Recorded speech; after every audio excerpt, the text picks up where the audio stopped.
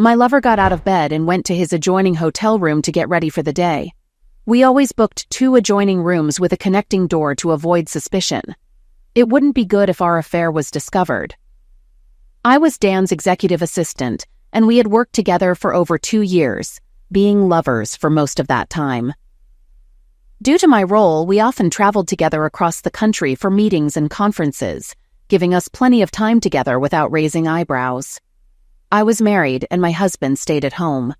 My marriage was a fast wedding at 18 after I got pregnant by my high school boyfriend, Alan.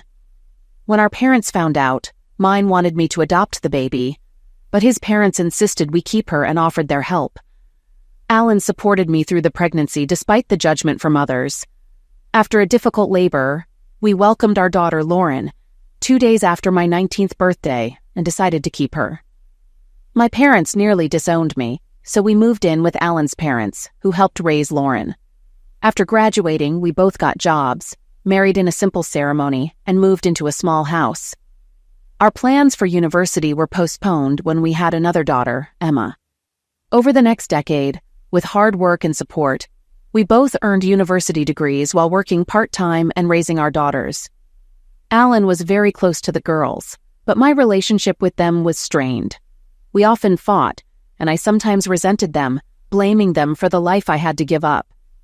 After graduation, I became the executive assistant to Dan Johnson, the business development manager for a medical device company. I was 32, and he was 41. We quickly became a strong professional team, and I loved my job. Sales were increasing, management was happy, and I got a raise. My job involved a lot of travel, often with Dan, which was exciting. We visited new places, met clients, negotiated deals, and interacted with executives. Though I was away from home 3 weeks out of 4, the experience was fantastic. Dan and I spent a lot of time together and became close despite our age difference. He was married with 3 young children. To prevent Alan from worrying about my travels, I lied that I mostly traveled alone or with another woman and downplayed my relationship with Dan. In truth, I was fascinated and attracted to Dan. We often found cozy restaurants for dinner, wine, and long conversations.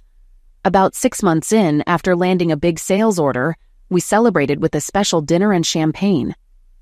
That night, Dan confessed his love for me.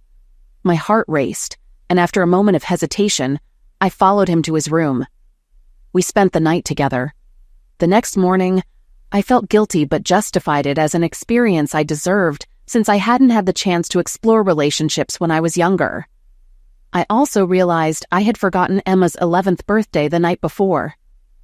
Despite the guilt, I acknowledged my involvement as Dan smiled and squeezed my hand on the plane home.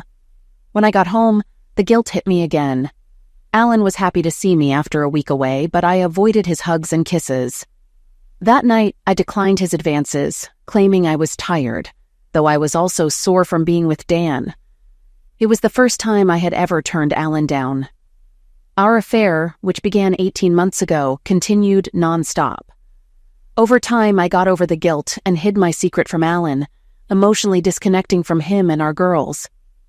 My thoughts were always about Dan. Lying became second nature, and I didn't feel guilty anymore. I had fallen deeply in love with Dan and occasionally thought about leaving Alan for him. As our company expanded, Dan and I traveled more often for work. When there were no scheduled trips, we created fake business trips and spent the night in a nearby hotel. We also took short vacations together, using conferences as an alibi. We were careful at work, always behaving professionally and never meeting alone. We communicated through secret email accounts and never met in our town. At home, I argued with Alan about my demanding boss and frequent travel. He often suggested finding a job with less travel, but I told him I was learning too much and earning well. During rare work events with partners, we were very cautious, briefly introducing our spouses before mingling with others. No one suspected anything. Alan was happy with my career success, but annoyed by my frequent absences, which left him to handle most of the child-rearing on top of his IT job. Although I still loved Alan, we were drifting apart, and our affection had dwindled. I felt guilty and made a mental note to try to make it up to him. We had a rough start in life early on, having our first child at 16, getting married at 18, and having another shortly thereafter. Through hard work and teamwork, we managed to graduate from university, me with a degree in information technology and Amy with a degree in commerce, all while raising 2 girls. We overlooked the difficulties because we loved each other deeply. When Amy got her first professional job after graduation about 2 years ago, she was overjoyed, and I was very proud of her. Finally, we were both working professionally, earning a good salary, and could begin enjoying a normal life together. At first, I supported her career in every way I could, but I grew increasingly resentful of the long hours she worked and the amount of traveling she did. She left home around 7 in the morning and usually didn't get home until 6 or 7 in the evening. Most weeks, she would be gone for at least 1 or 2 nights, sometimes more. And occasionally, she wouldn't get home until Saturday afternoon. When she was home during the week, she either worked after dinner or just sat in front of the TV. On Saturdays, she would sleep late and then go shopping. On Sundays, she would go to the gym in the morning and then have lunch with her girlfriends. She was usually too tired to go out with me in the evening. We didn't spend much family time together. She was always too busy at work to take vacations, so the girls and I often vacationed without her. I noticed that her character was changing. The loving wife and mother was gone, replaced by a selfish, often irritated, and aloof person sharing my bed. Whenever I tried to bring it up, I was immediately rebuffed. She would say it was just my imagination, or that she was tired from work, or she was working hard for us, or that everything was fine. I worried about how it might end. At the end of her first year, I was required to accompany her to a Christmas party at the CEO's mansion. It was there that I first met her boss, Dan, and his wife. We chatted politely but briefly about nothing. Then he bowed out and they went off to socialize. My wife led me to others and started a conversation with the other employees. Later, I thought it was a bit odd. Her boss seemed quite friendly, though a bit reserved, not the ogre Amy had described. Dan's wife was also very pleasant. Since Amy was his executive assistant, I thought we would have more than just polite cursory conversation. I also sensed that Amy was a little tense. She had a habit of talking really fast when she was nervous, and it gave her away. I thought it was odd that she was nervous around her boss when they worked so closely together. It was perplexing to me. Although I trusted her completely, I still put the thought aside for later. Over the next year, I was very busy as I decided to start my own IT consulting company. Additionally, I was practically single-handedly raising our girls, so I pushed all concerns about Amy to the back burner. Life with Amy was a repeat of the previous year. She started traveling even more often and becoming more distant from all 3 of us. Lately, I began to notice that her attitude toward me was becoming condescending and dismissive. She showed me no love, no affection, nothing. Only occasionally did I receive something without any love or closeness. It was obvious that our relationship was crumbling. At the end of the year, I again attended her staff Christmas party. Our interaction with her boss was a repeat of the previous meeting. Afterward, a fleeting thought crossed my mind that she was hiding something. For the first time since we met at 18, I began to doubt her. Was there another man in her life? The thought was almost overwhelming. We had fought together as a team, overcoming many challenges to get where we were. Now she wouldn't do that, would she? What was I supposed to do? I didn't go to the extreme of hiring a private investigator or hacking into her computer, but I began to observe her more closely. I couldn't see anything out of the ordinary. Either it was my imagination, or she was very clever at covering her tracks. Either way, all was not well between us. I guess I was just too busy to bother. Meanwhile, my girls were growing up rapidly. We spent a lot of time together and were very close, although, unfortunately, their mother had little time for them. Both girls were avid soccer players, so every Saturday morning during the season, I went to watch them play. It was the highlight of my week. After the game, we would go out for lunch somewhere, usually to their favorite Japanese restaurant, and chat about what they were doing. I noticed that they almost never mentioned their mother. Afterwards, depending on the weather, we would walk on the beach, go to the movies, or go out with friends. After the first game of the season was over, Emma came up to me accompanied by a new member of the soccer team. She was a charming girl, tall, absolutely beautiful, with a wide smile, long dark hair, and deep dark brown eyes. She was also very athletic and had distinguished herself in her first game with Emma's team, scoring 2 goals. "Hi, Daddy. This is Callie. Can I come over and hang out with her this afternoon?" "Hi, Callie. Nice to meet you." "Sure, Emma, as long as Callie's parents don't mind." Callie turned and called out, "Mom, can Emma come over this afternoon?" The woman, obviously Callie's mom, turned and started walking toward us. Holy crap! She was the adult version of her daughter and absolutely stunningly beautiful. She introduced herself as Sophie and readily agreed to have Emma come to her house in the afternoon. We chatted for a while, but I'm still not sure exactly what I said. I know I babbled incoherently. After they left, both my girls burst into laughter at my embarrassment and then smirked at each other. In the evening, Emma mentioned that Sophie was very nice. Sophie had been a single mom since Callie's father died in a car accident about 3 years ago. Sophie single-handedly raised Callie and her younger brother Tom for 11 years. The fact that she was a single mom definitely caught my attention. The following Saturday, as Lauren and I were watching Emma play soccer, Sophie and her son joined us and asked if they could watch with us. I mentally prepared myself to meet her again and was determined not to look foolish. We chatted during the game. She had recently moved to town for a new job and didn't know many people yet. She was very happy that Callie had made a new friend in Emma and complimented me on my good manners. After the match, Emma asked if Callie could come to our house. "Sure, Emma, that would be great if that's okay with you, Sophie." "Sure. Why don't Callie come over now and have lunch with us? Do you like sushi?" "Yes, I love it." "Great, it's a deal. In fact, why don't all three of you have lunch with us?" I muttered. "Thank you so much for the invitation, Alan. But I'll be in the way of your family, so I won't be coming." I was feeling a little overwhelmed when Lauren spoke up. "No, please come, Sophie. It would be really nice to have you with us, and I'd get a woman to talk to for a change. You would be absolutely out of the way, please." She looked at me. "If you're sure I won't get in the way, Alan, that would be wonderful." I shook my head and mumbled something incoherent again as we turned to walk to our cars. Lauren turned to me with a smirk and winked. Lunch was a great success. We, meaning mostly the 4 girls, chatted for almost 2 hours. I think Tom was glad of the other man's company, and we talked a bit amongst ourselves about computers and soccer. At one point, I heard Sophie very casually ask my girls if their mom ever came to watch their soccer games. Lauren's answer surprised me. "No, never. She's not really interested in us. She's only interested in her work and herself. Daddy is our mom, too. He's the only one who cares about us." Sophie cast an inquisitive glance at me.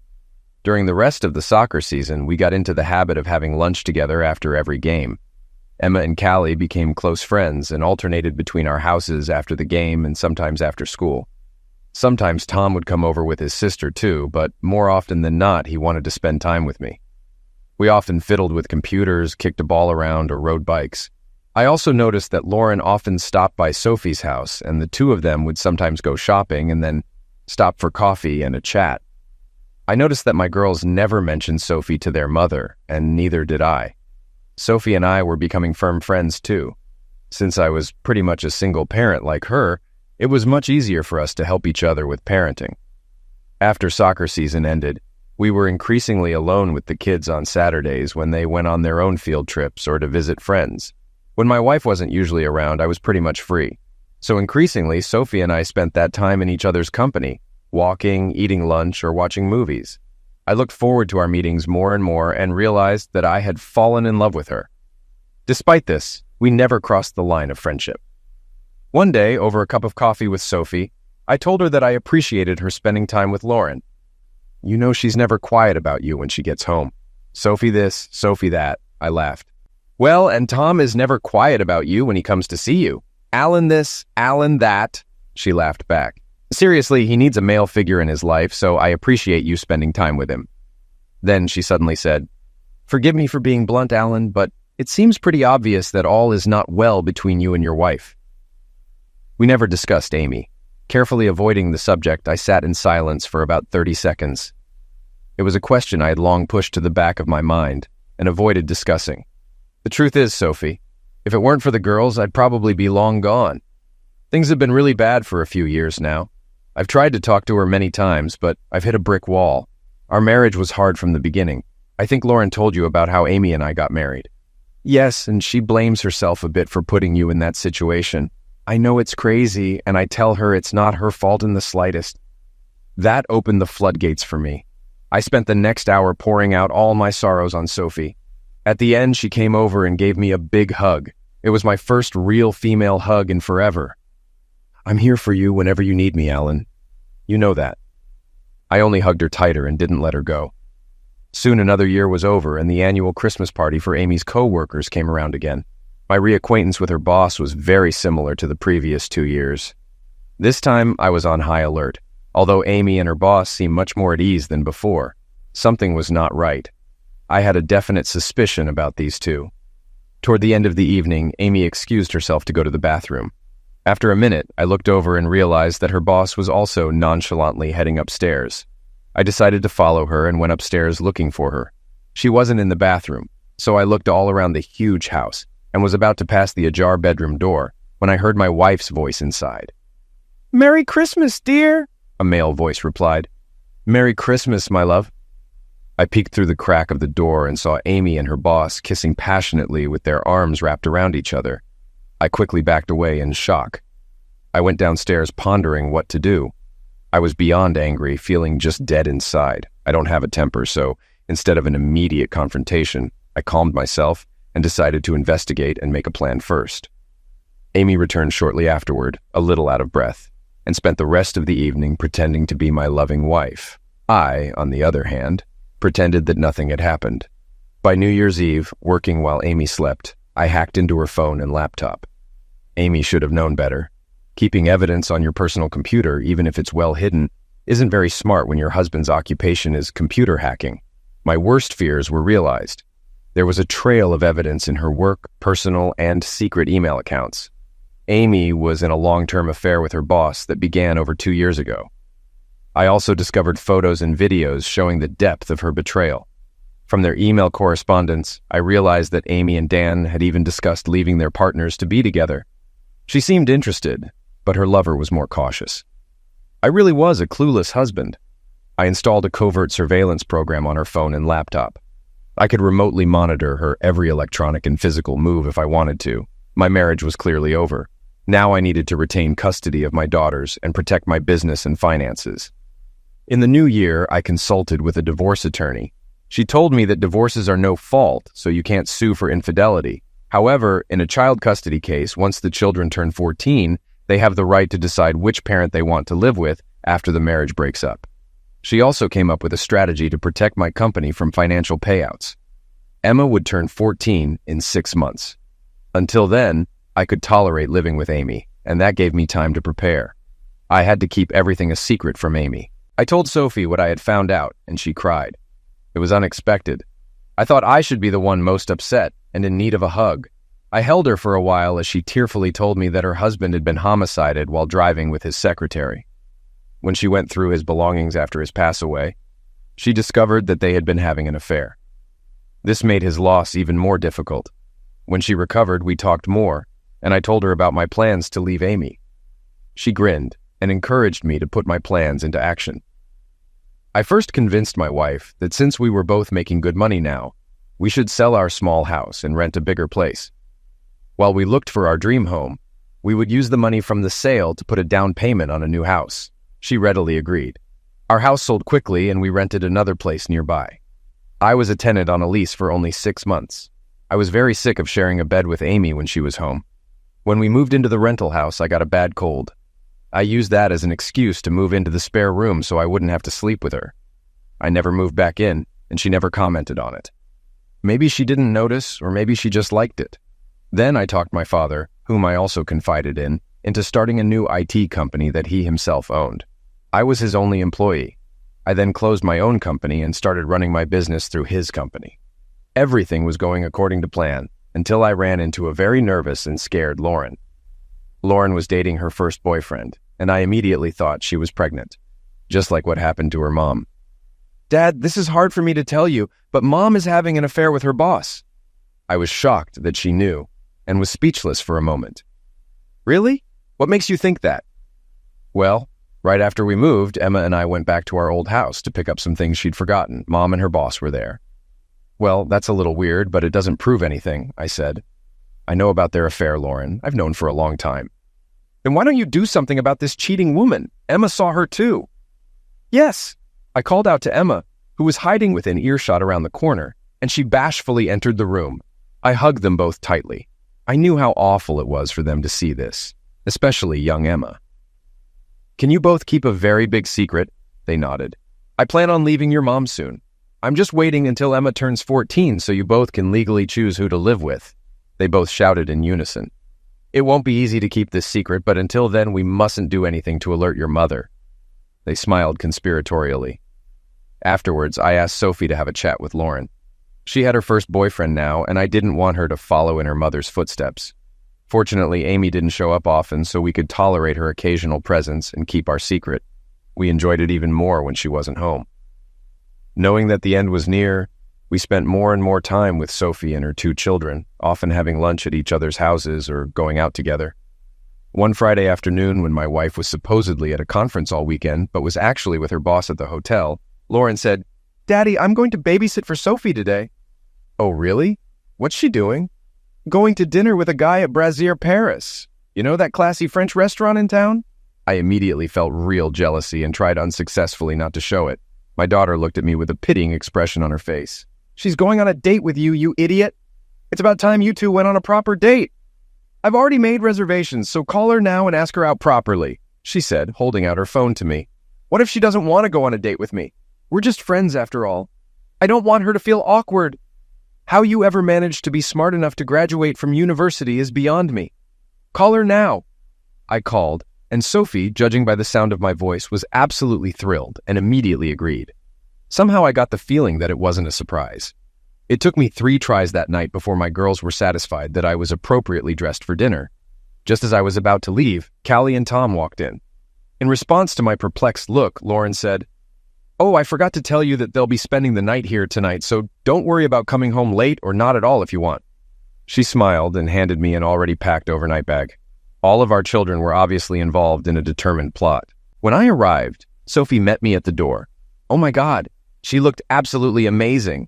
"Well, say something, Alan." "I can't. I have no words." "Do you like it?" she asked, twirling around.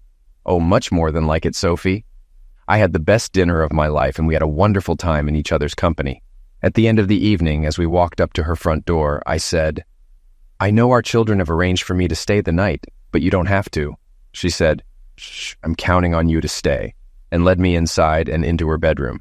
I wasn't going to argue with that. We were a little shy and hesitant at first. I let out all my mental frustrations and felt like I had died and gone to heaven. The next morning, we heard the sound of lots of feet on the stairs, voices outside, and a knock on the bedroom door, which then opened. Lauren poked her head inside. "Good morning, you two. It's almost 10 and we got tired of waiting, so we came in. Breakfast will be ready downstairs in 20 minutes. Oh, and I'd ask if you had a good evening, but judging by the look on your face, there's no need." She grinned.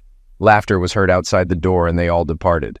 "How did we manage to get such a wonderful group of children, Sophie?" The breakfast they made was delicious, and it was wonderful to spend it as a family. Later at home, I tried to justify myself to my girls for what had happened between Sophie and me. After all, technically, I had been unfaithful to their mother. They both just rolled their eyes and laughed at my awkwardness. "Dad, it's about time you were happy again. You're not married to Mom anymore anyway. She left you a long time ago.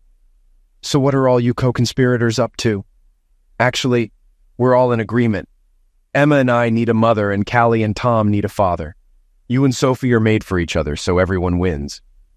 "Even if I thought it was a good idea, Sophie might not—" "Papa, truth. Even you should be able to tell how she feels about you and what she wants." "Do I have any say in the matter?" "No, absolutely none, Daddy." From the looks on their faces, they were thoroughly amused by all of this. Now, I was truly at the mercy of my daughters. A few days later at dinner, when we were all gathered together, I announced that I intended to go house hunting the following weekend. Sophie asked what kind of house I was looking for. I wanted to be close to the beach, 2 stories with a large family room, a kid's escape room, a large backyard, and a pool. It should have at least 6 bedrooms in case my family ever grows, because you never know. Looking directly at her, I said, "I also want to make sure it will appeal to the woman I might fall head over heels in love with." Sophie stared back for a full minute, then walked over to where I was sitting and kissed me passionately in front of the children.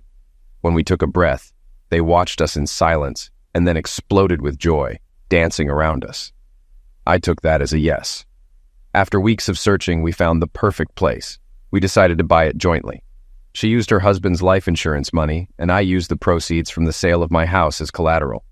Everything was ready for a showdown with Amy as Emma's 14th birthday. and thus D-Day approached. Amy announced that she was leaving for 7 days to attend a sales conference on the West Coast. I later checked her email and discovered that she was actually going on vacation with her boss to celebrate their 3rd wedding anniversary on the island of Bali in Indonesia. To avoid arousing suspicion at work, they independently told everyone that they were going on vacation with their families because they were working so hard that they were neglecting them. She would leave work a day earlier than her boss and fly to Bali alone. He would fly in a day later. She would come back to work a day earlier than her boss to make the script look believable. They were getting lazy. Their gimmicks weren't up to their usual standards, as the whole thing could easily unravel if someone checked. Amy flew off to her conference, and we immediately started packing and moving our things to our new home, where Sophie and the kids had moved a month earlier. The Balinese god of vengeance, if there is such a thing, was really smiling down on me. The same night Amy arrived, Agung volcano, an active volcano in Bali, began erupting in full force, spewing clouds of volcanic dust into the air. All air travel in and out of Bali was immediately suspended. Her lover stayed home, and Amy was stuck in Bali alone to celebrate their wedding anniversary. This is impossible to make up. I laughed so hard I almost peed my pants. The volcano continued to erupt and all flights were still canceled. Separating the lovers behind the scenes, I checked her emails and messages every day to amuse myself. The lovers were not happy, and Amy was very resentful of Dan, as if it was his fault. Every once in a while, Amy would call home and tell me how busy she was at a conference, and blah, blah, blah. Typically, I would ask her how things were going at the hotel and ask questions about the city she was supposedly in. When I later gained remote access to her laptop, it turned out that during the phone call, she had been frantically searching the internet for information to come up with plausible answers. Meanwhile, all 6 of us were settling into our new home.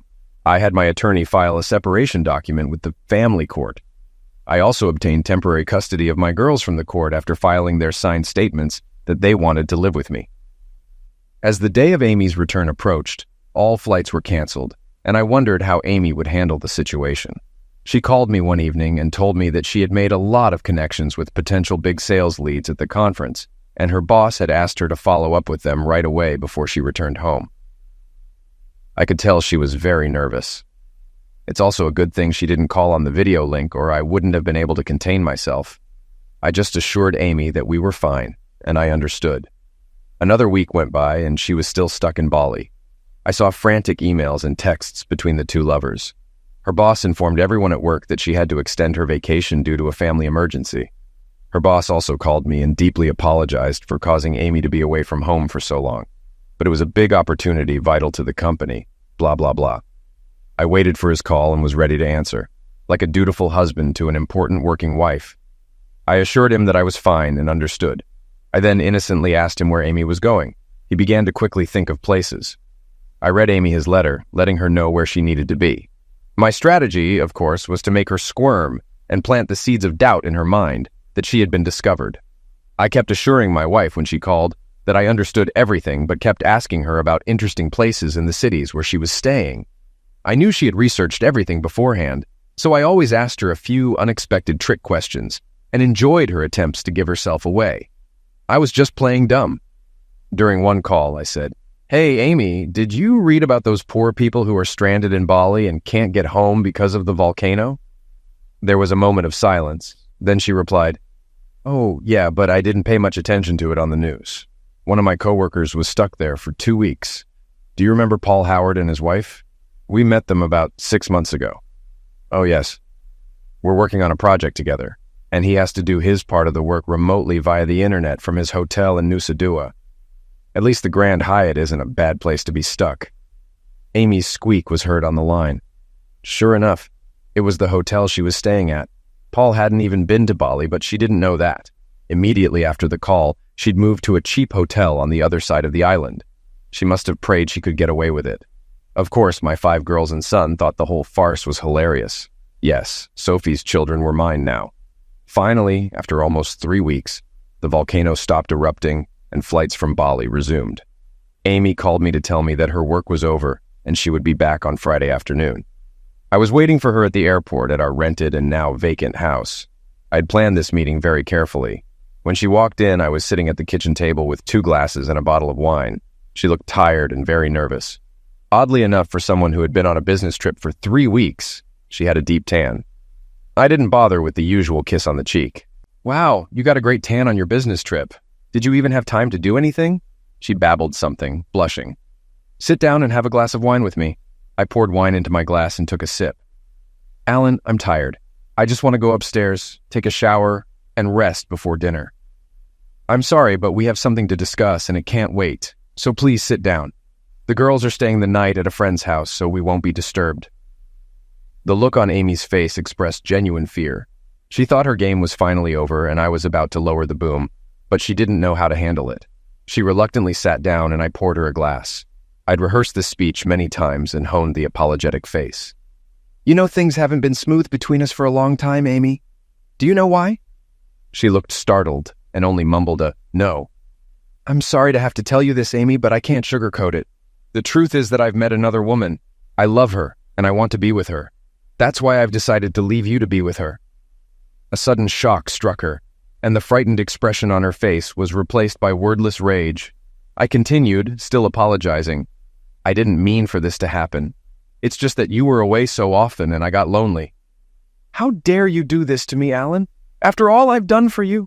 Who is she? I assume you're entertaining her, blah, blah, blah. I just sat there with a sorrowful face while she poured out her anger on me for about 5 minutes. I can see that you're very angry, and that's understandable. It's pointless to continue the conversation now. I'll come back tomorrow around 4 o'clock in the afternoon to talk some more. We have a lot to discuss. I left her tirade and walked back to my new home.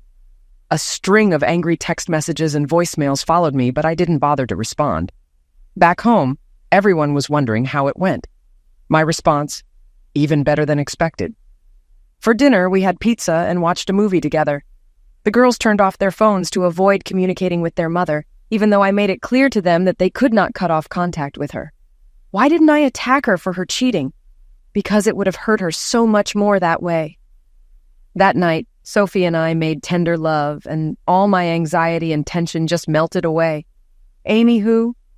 The next afternoon, I showed up at my old place armed with a folder of papers. I was greeted by a still very annoyed Amy along with her best friend, Claire, a lawyer I had never liked. I saw old emails where Claire had encouraged Amy to continue the affair. In the early days, when Amy was feeling guilty and thinking about breaking up, I sat down at the table facing both of them. Claire appeared to be the spokesperson, and offense was the best form of defense.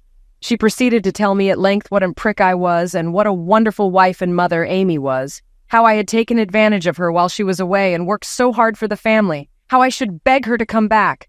If I didn't, she would clean me out in the divorce, take the girls, and I would never see them again. What hypocrites! After last night, they apparently decided that if I knew about her affair with her boss, I would have brought it up. I kept a sad, apologetic, and questioning look on my face. Amy, I realize how much this hurts you, but I guess I'm a little surprised that you're so angry. For quite some time, I haven't felt like you really loved me. You've been physically and emotionally absent from our marriage for the last 3 years. That's utter nonsense, Alan. Of course I've been around. I know I work hard, which often distracts me from my work, but I did it for us. So tell me, Amy, when was the last time we made love? Amy remained silent. I can tell you it was 3 years ago. Yes, we have physical engaging very rarely, but I was talking about making love. I can tell you the exact date of the last time. Remember 3 years ago? You were away on a business trip and forgot to call Emma on her 11th birthday. She tried to call you several times throughout the evening but never got through. She was so upset. I remember it well because Emma's birthday was 2 weeks ago when you were on a business trip and you forgot to call her again. So I thought it was a bad anniversary for us. She threw me a guilty look. Ever since you came home from that trip 3 years ago, somehow our relationship has never been the same. I realized from the look on their faces that I had hit the mark. They looked very uncomfortable and squinted at each other. After all, Amy, we've been sleeping in separate bedrooms for about 6 months now. It doesn't seem to bother you. I can't remember the last time we went out together or went on vacation. It feels like you spend your vacations at work. They both shuddered. When you're home, you're not here with me and your girls. I smiled inwardly as I watched them squirm in their seats. Anyway, Amy, I'm sorry, but I'm going to move on with my life, and I hope for the girls' sake we can make our separation as easy as possible. Reconciliation is really impossible. Who is she? Do I know her? You've met her daughter, Callie, Emma's best friend, a few times. Her mom, Sophie, and I met at Saturday soccer last year and became friends. I think our friendship grew until we realized we were in love with each other. We had an affair and recently decided to move in together. Before they could say anything else, I placed a large index folder on the table. I've gathered some documents and information for you. Tab A is the separation agreement I filed with the court 2 weeks ago. Tab B is the divorce petition you need to sign. The sooner you sign, the sooner we can move forward. Tab C is the proposed financial settlement. Tab D is the new lease on this house. The lease expires in 3 weeks, so you will have to renew it in your name if you want to stay. Tab E contains all the utility contracts. I gave notice to terminate the agreements in 3 weeks. If you want to stay, you will have to renew them in your name. Tab F has the bank statements. I have withdrawn 60% of the funds from our joint accounts. The credit cards in your name now belong to you. Finally, Tab G is a temporary court order for custody and child support. The girls have decided to move in with me, so custody will be handled by me. Child support will be paid directly from your paycheck at work. Access to visitation has been left open so we can work this out as we see fit. They were stunned that I was so well prepared. Claire began, "You creep. You've been planning this for ages. You're not going to get away with this. We're going to take your IT company, your girls, and your money." Well, yeah, I've been planning this since Christmas. I had an epiphany at your staff Christmas party, Amy. I realized it was over between us, and it was time to act. I watched Amy frantically trying to remember what had happened there. "So selling the house to buy another was a sham," Claire said. I only smiled. "As for screwing me, Claire, I don't have a company to take over. I closed it down a few months ago. I work for someone else now. I bought a new house for Sophie to live in after I filed for legal separation, so it's not an asset to our marriage. Since I have legal custody of the girls, I can use 60% of the money from the sale of the house to buy a new home. So, I'm not sure what you can really do, Claire. By the way, if you research state laws, you'll find that once the children turn 14, they can choose who they want to live with. They chose me. You really are nothing, Alan. I bet you poisoned the girls' minds against Amy." "I wouldn't do that. I'm not such a scoundrel anyway. Even if I thought I should poison them, it wouldn't have been necessary. Amy did it herself, having neglected them for the last 3 years. You have a lot of work to do with them, Amy, to get them back. It's important for their well-being that they have a good relationship with their mother." "She hasn't neglected them. She's a good mother." "It's not what they think, Claire. She's been virtually absent from their lives for years. Amy, ask yourself, who feeds them? Who takes them to sports? Who makes their school lunches? Who helps them with their homework? Who buys them clothes? Who always remembers their birthdays and buys them presents? Who goes to the movies with them? Who do they go to with problems? Who helped them get through their first period? Who gives them love and affection? I could go on and on." Well, Amy fell silent. It was obvious that she was having a hard time digesting what had happened. "The girls asked me to see if you would meet them tomorrow morning at 10 a.m. at the Beachside Cafe. It was actually my idea. Since they really don't want to meet you, I'll tell them it's okay." She only nodded. I left them both and went back to my family. The next day, the girls told me that Amy kept bad-mouthing me and demanding that they live with her. Eventually, the girls excused themselves to go to the bathroom and just quietly left. I couldn't understand why she wanted to make up. She had been indifferent to me for years. Maybe I was just a convenient babysitter and housekeeper for her. When Alan told me he was leaving for another woman, I was in complete shock. I thought he loved me. Despite several attempts to reconcile, he wanted nothing to do with me, and we only communicated when exchanging our daughters for visits. My girls were openly hostile, making visits unpleasant. They would happily run to their new stepmother, which infuriated me. Eventually, I told them not to come unless they wanted to. I had envisioned my life continuing as it had, my lover on the road and my husband at home. Alan leaving was a huge shock and emotional blow. Over time, I realized he was right. I had been an absent wife, focusing all my love and emotional energy on Dan for the last 3 years, leaving almost nothing for Alan. It was surprising he stayed as long as he did. Unable to afford my house and child support, I moved into a tiny apartment, spending nights alone watching TV and eating takeout. Dan's attitude changed when Alan left me. He became too busy with his family to spend time with me, sending me on business trips alone and saying I could handle the clients. Our emotional connection faded. 6 months after my marriage ended, Dan announced he was moving to another city for a new job. Tearfully, I asked him to never contact me again. Suddenly, I was a divorced woman. I couldn't help but think of the line from a Joni Mitchell song, "You don't know what you've got until it's gone." I foolishly thought I could have it all. Alan was now with a beautiful woman who was impossible to hate, and he was glowing with happiness, just like he was when we were young parents. My girls were much happier too, treating Sophie as their mother and seeing me as an annoying relic of their past. It was very painful. I hit rock bottom when I complained to my girls about my situation, and Lauren looked at me coldly. "So, did you leave your father after all?" I know I wasn't the perfect wife and was neglectful, but he left me for another woman. "Mom, he left you because you had an affair with your boss for 3 years. The look on my face said it all. I was so ashamed. Alan had known all along but hadn't said anything. My life was a mess. I had lost a good husband and my daughters. True to his word, Alan advised our girls to keep in touch with me. Gradually, they began visiting willingly and sometimes stayed overnight. One evening, as I drove the girls to their new home, I asked Alan for a chat. We got out of the car and I faced him. "Lauren told me you know about Dan and me. I'm really sorry, Alan. You were a good husband and you didn't deserve this. I was selfish and got what I deserved." He nodded.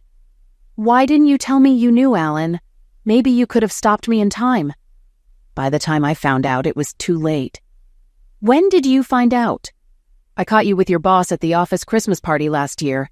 After that, I did some digging and found out everything. I have to admit it amused me when you were stuck in Bali alone." "Oh, God, I feel miserable. Why didn't you confront me?" "I was angry and wanted you to feel my resentment. I found out you're not the first secretary your boss has slept with. He has a history of using and dumping women. I decided the best way to punish you was to stay quiet and let things unfold. If I made a scene, his wife might divorce him, freeing him to be with you. I figured you'd feel worse if you thought I left you for another woman." "Your strategy worked perfectly. My life is a mess. I'm sorry you were hurt so badly." "Well, a little sorry." "You don't need to apologize. It was my fault. If you had done what I did, I would have walked away from you. Looking back, I was seduced by excitement and became dependent to it. I tried to stop early on, but it was too late. I became obsessed and forgot about you and our girls for a while." "My anger has subsided, Amy, and I forgive you. I've also become philosophical about it. After all, I wouldn't be with Sophie now if you hadn't cheated on me." "Yes, I know. That's what hurts the most. Our marriage was challenging from the start, Sophie. I don't think you're a bad person. You made a big mistake, but he was a skilled manipulator. You didn't have a chance to fully mature and experience normal teenage life, including dating and figuring out who you wanted to be with. You were vulnerable, and your boss took advantage. You're probably right, Alan. But why did you have to tell the girls about him? It was too harsh. No wonder they hated me." "I didn't tell them, Amy.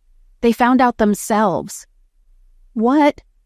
"They came back to our old house unexpectedly and caught you both in the living room. Remember? Just after we moved out?" I couldn't recall at first. Then the memory hit me with horror. "What did they see?" "Pretty much everything, even Emma. Lauren described it to me in detail." My body tensed with shame, and I burst into tears, leaning into Alan's comforting embrace. He held me tightly, consoling me as I sobbed into his chest. Eventually, he carried me inside and laid me on the couch. Sophie and everyone else were kind and supportive, urging me to stay and join them for dinner. Seeing Alan happy with his new family, I felt the weight of my mistakes. As I walked out to the car that evening, he put both hands on my shoulders. "Amy, don't keep blaming yourself. We faced challenges from a young age, becoming parents and committing to each other. Our marriage lasting 14 years is a testament to both of us. Look at the positives. Our mistakes brought us 2 wonderful daughters, a legacy that can never be taken away." "You're right, Alan. Speaking of mistakes, I've made another. Sophie is pregnant, so we're getting married sooner than planned." "You seem prone to mistakes. You're a good man and a good husband, Alan. Better than I deserved. I wish you well." I hugged him and kissed his cheek before leaving, feeling regretful. Why did I forgive her so easily? For several reasons. Because holding on to hate can consume you and embitter you. Because she was enduring a form of punishment just by seeing me with Sophie. There was still a lingering bond between us, despite everything. Although I initially wanted to punish Amy, my true revenge was aimed at her boss, Dan, who had seduced her away from me. I hacked into his computer and sent him an email disguised as Amy, containing a hidden Trojan horse that granted me full access. I uncovered evidence that he had been embezzling from his former and current employers. I gathered substantial proof and anonymously sent it to both companies and the authorities. At his trial, he pleaded guilty and received a 7-year prison sentence. Throughout the trial, his wife stood by him, but after I showed her incriminating evidence of his numerous affairs, she ended their relationship on the spot. To complete my revenge, I visited Dan in prison. Initially, he didn't recognize me. "Hi, Dan. We've met before. I'm Amy's ex-husband." "What the hell do you want, prick?" "To deliver a message. The first one is from Amy. She sends her regards and hopes you're enjoying your new accommodations, which I helped you settle into personally."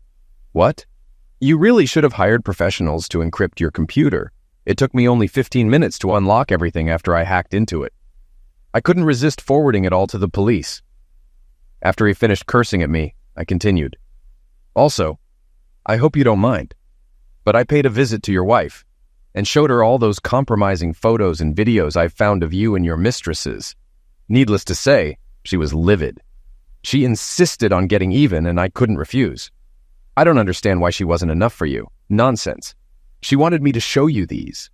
I spread the photos out in front of him. They had been doctored with Photoshop, but he didn't know that. "She said to tell you that she'll never visit you here again, and you'll never see your children. I gave her the name of my lawyer who will handle her divorce from your sorry bum." The expression on his face was priceless. Yes, revenge is indeed a dish best served cold.